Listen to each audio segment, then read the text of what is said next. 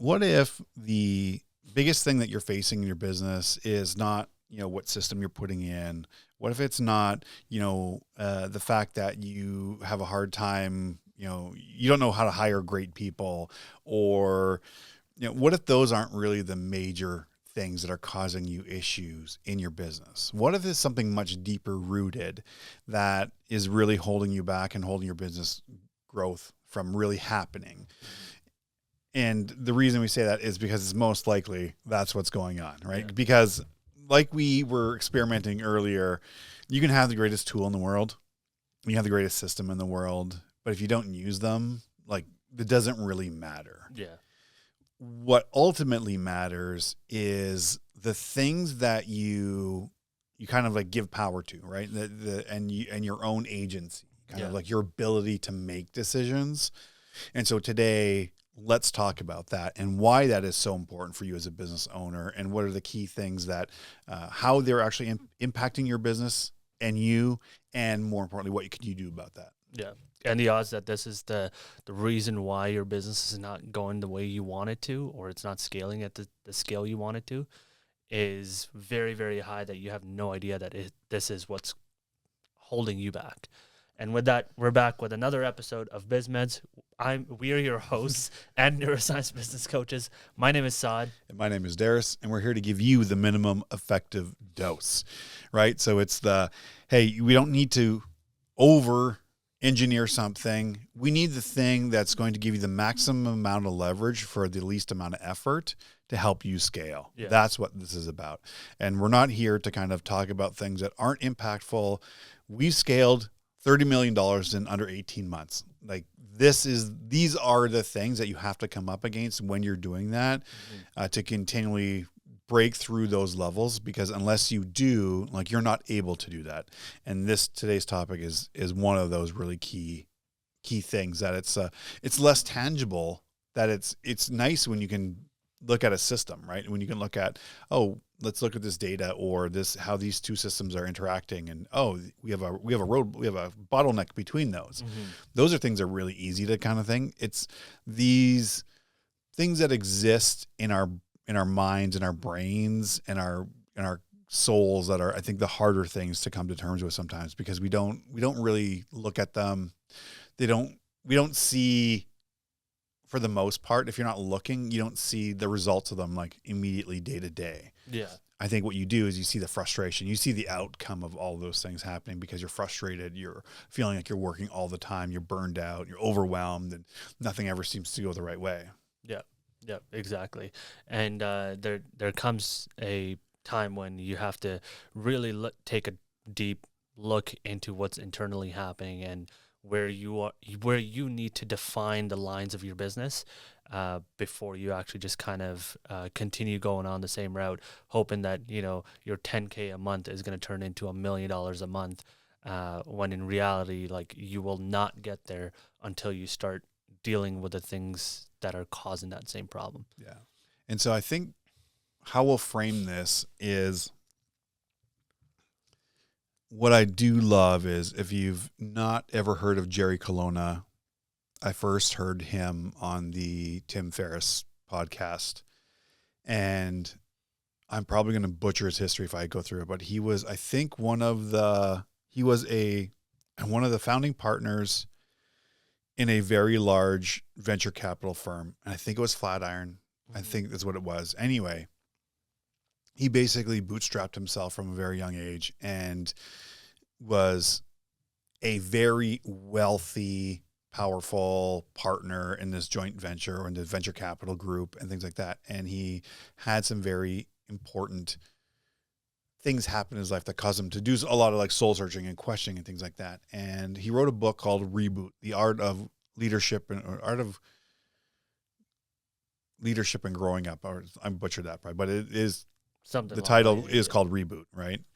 And I think the most important, or one of the questions that I love from that book is, and I think this frames the whole conversation that we're going into, and the whole premise, that if you stay centered on this one question and really sit with it and really dive into it, you will get a lot of learning out of it. And the one question that has stuck with me forever from that time I read it and the first time I heard it is, how am I complicit in creating the conditions that I say I don't want? Mm-hmm. So I'll say that again. So if you didn't hear it, it takes time to process it. How am I complicit in creating the conditions in my business or in my life that I say I don't want? That is an extremely powerful question, right? Because for a lot of times, I think it's easy to say, oh, these people are doing this thing. Mm-hmm. This is all happening to me, which is fine. I think that goes into the world happens to me, not I happen to the world kind of perspective. Yeah. And when you sit with that question, I think this is a good framing guide for the rest of our conversation today in this episode. Yeah. Is a lot of this is really about you creating the conditions that you say you don't want. Mm-hmm. Yeah. And I recently, in the last 2 weeks, actually, somebody said this to me. So I have this problem of like trying to be the guy that solves every problem. Knowing damn well that like I will get it solved, but it might just take me a lot longer, and it's something that I might not be good at. So I'm wasting time trying to get good at that. So long-winded way of saying like someone recently just said to me, is like, what are you doing to continuing to enable that behavior? And I honestly, I was like, I thought I've been doing everything right. I thought I was being helpful, but in reality, I am not being helpful. I'm actually enabling the continuation of the thing that I don't want to happen. Yeah. Does that make sense? It makes perfect sense. So we suffer from a very similar affliction. Yeah. And you're not alone in that. And I say this, and in my old age, I'm getting, Softer. more off. No, I would say softer, but I'm more apt to share more kind of life stories about things. Yeah. And this is, for some reason, I can't remember who I was talking to the other day, literally about the same thing. Actually, it was a client call. Is the same thing, right? It's where you want to be helpful. And I'll say this from a relationship standpoint, right? So being involved in romantic relationships, and because I spend so much of my time in a coaching framework, right, and mindset, that when I would start to date someone, I would overperform in that area of being someone that person could really relate to talking, because I approached it very much like a coaching conversation, or, and ask good questions and know how to listen really well and can mirror things. And what that would inevitably do was train that person to treat me like their coach and therapist, which they really loved. They got a lot out of, but it just drained me. And when I look at it and I had to like go back and, review it, it was, oh, wow, I'm actually training this person to treat me like this. So I'm enabling that behavior because I keep jumping in. It's a role that I'm comfortable with and it makes me feel good and things. And so I do the disservice to the other person. Whereas like that doesn't help in a relationship, right? Yes, there's times where you need to learn how to communicate really well, but I'm not your therapist. I'm not your, like we can have really great conversations together, but like there has to be a line, and I have to understand where I overperform, right? And then part of that is to have a story in my head that, this is their problem. Well, no, I've contributed massively to creating that condition, right? Which is unfair to them. So I get it. Like I tell that story just to say, I get it. Like I think it's way more common than we know it is. For a lack of a better word, like that's a disease that entrepreneurs are kind of just born with.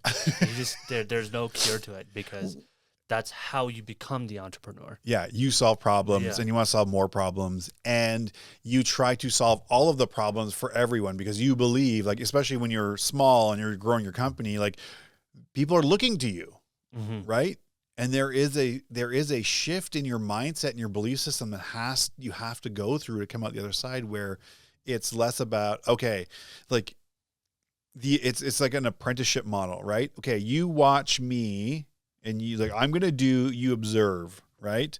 Now you still watch, but you're going to do a little bit more, right? Now you do, I observe, you've learned, now you're the master. Like you're your own, you're really going, and that's an apprenticeship model, right? Yeah. But it's, how do you transition between those, right? Yeah. Like, how do you transition between those kind of 4 phases of an apprenticeship? Because that's how we used to learn a lot, right? It was like hands-on. But now what we have is, oh, I hire this person. My expectation is that they know how to do these things. And we bring them in and they don't know how to do it. And we just say, well, this person was garbage. They didn't know what they were doing. I'm like, well, did I have a hand in that? Or that's a harder question to really put yourself to, is like, did I have a hand? Did I support them? And if and I get it, like early on, you're scrambling, you're struggling, you're just trying to like get anybody in the door that can help, and you make the best decision with what you have. But you have to be able to, or you need to be able to reevaluate that belief system and all those things, and where you are crafting your stories and creating conditions that you ultimately know or believe or even realize aren't helpful for you. Exactly. Yeah. Sorry, that's like puts into perspective of exactly what we're trying to talk about here today, is the fine line between being just a people pleaser and constantly trying to create that environment for somebody to come in and lean on you, versus providing powerful service. And what I mean by powerful service is exactly what you just said, is like giving them exactly what they need for them to be successful, versus continuously relying on you, knowing that you will just do the job. And this applies everywhere, like within a relationship, within your business, within your teams, like whoever you're coaching, right? Like this is a very transferable like problem and a solution to that. Yeah. And there's a lot of, as you were talking about that, I was just replaying, because I was like, oh, well, I don't want to pick on any one client or anything like that. I was like, oh, guess what? And I was like, oh, everyone does this. Yeah. Right. And then it's at different levels and how far along the game and realization you are. And so it's, again, we're not picking on anyone. We're saying, hey, shine the light on something that you don't even realize is way more impactful that's going on. But you keep repeating some things over and over, expecting a different result. But what you're doing is just re-entrenching. You're just kind of solidifying that, you're just creating a condition that's going to guarantee you more frustration, because nothing is actually different, right? You're just redoing the same thing over and over, and you're going to get the same result, but you're expecting something completely different. Yeah. Yeah. So that could be, hiring.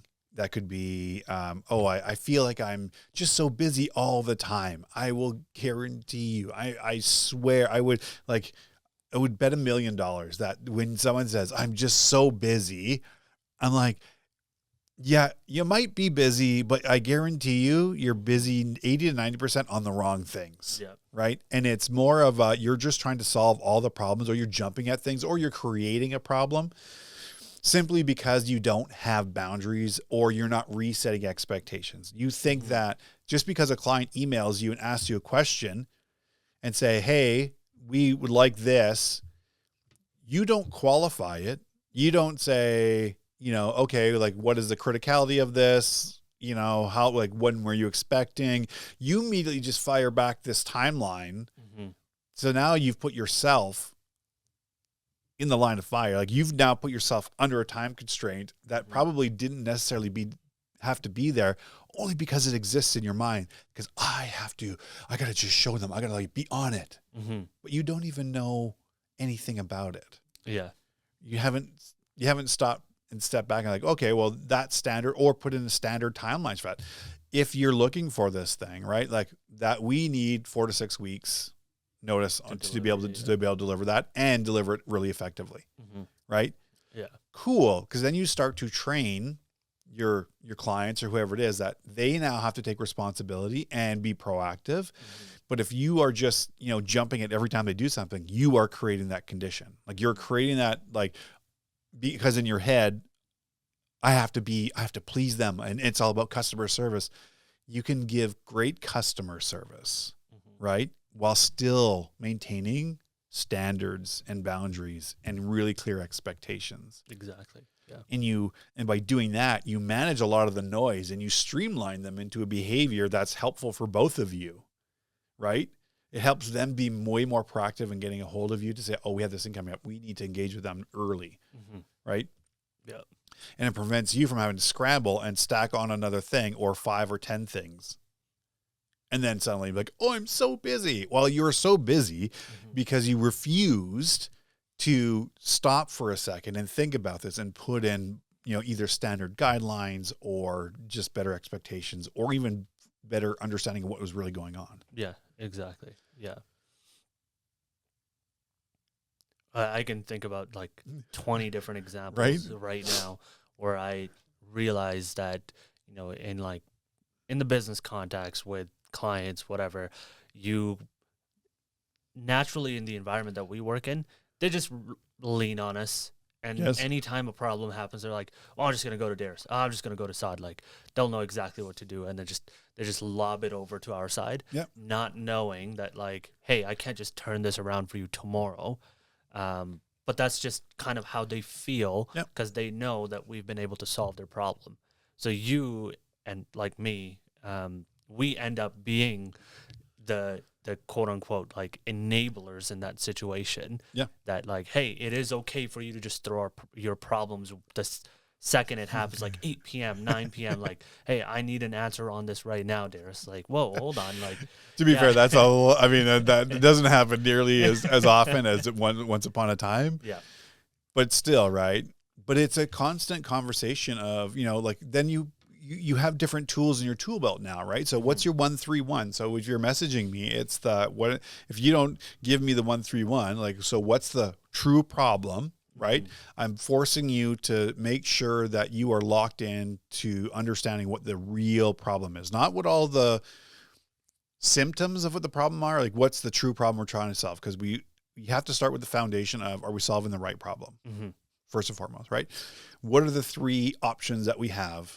And what's your one recommendation based on that, right? Yep. And then what that does is it forces a lot more helpful conversation around that to say, okay, you've given it some thought, you've thought through some of the solutions. This is what your recommendation. Okay, now we can have a really helpful, productive conversation. Okay, what are the risks? What are the positives? Like, what's the potential impact? Cool. Is it that, or do we need to like maybe rethink a couple of these or something else, right? We have a way better chance of solving that. And now I'm teaching you to think for yourself more and more and more. And that's the thing that has to develop over time, right? As opposed to just being reactive. Oh yeah, I can solve that for you. It's okay, what's your 1-3-1 to help with that? Because now we're teaching you to fish and teaching you how to think. Because then what happens is you do that 1-3-1 enough times and you get confirmation that your decisions are like pretty reasonably thought through. Cool. You now have the confidence, and then you'll just start operating your 1-3-1, right? But now you now have a new condition. You have a new pattern that you've implemented to help you through that. But someone has to have that, right? And it's only because we recognize how much that we create some of those conditions that we say we don't want. It's like, okay, cool. How do we fix that? Yeah. Right? Same thing in the personal relationship. Okay, how do I stop overperforming? For me, it was getting help with that, right? But also having a professional be able to point that out to me. Yeah. And having the ability to see that and say, oh, I am doing this. Do you ever realize that this might be the cause? Oh, I had never thought about that before, right? So I think in most things and it comes down to, I think we talked about it, like agency or your power, right? Yeah. It's easy to tell yourself a story that this is the reason something's happening, and we give our power to that story, right? Because it absolves us of responsibility and accountability, which is nice. Because if it's, Well, and It's beyond my control. Yeah, exactly. And then it gets padded with ego that, takes even longer to get through to understand, like, hey, but actually, I need to understand what I'm doing in this situation that is resulting to this. Yeah. Because everything is a two-part equation. Yeah. And most of the things that you deal with in your business, it's not the CRM that you choose. It's not the, whatever tool. It's not the data warehouse or data lake or this or that. Most of it comes down to leadership and becoming a better leader and leading of yourself first and foremost, right? Because you can't coach people beyond the place you've been to. Mm-hmm. So you don't even have, if you don't have the awareness that is an issue, then you obviously won't see it in somebody else, nor have the skills to help them work through it. Mm-hmm. And that's why we are very huge proponents of lead yourself to lead others, right? Mm-hmm. And that's why when we coach with owners and the seniors first and foremost, because most of that direction, all that stuff comes from the top down. Mm-hmm. And then you create more and more the ripple effect from that, right? So, yeah.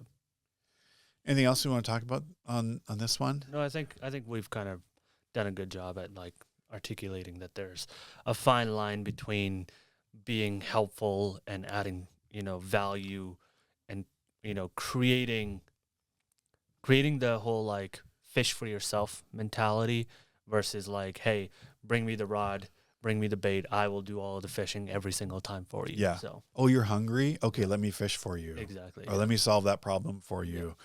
Or here you go. Yeah. This is what you need to do. Yeah. This is how you're going to do it. Watch me do it while you fish right next to me. Exactly. So, yeah. Absolutely. Yeah. All right, everyone. We want to thank you for joining in on this episode of BizMeds, where, the real minimum effective dose today is without really realizing, you're creating the conditions that you say you don't want. And this is about the awareness to how to identify it. But it really starts with that question. Like, that is the question you need to start with. So when you're having issues, it's how am I creating the conditions I say I don't want? And really diving into that. That's going to help you identify where you need to move in that.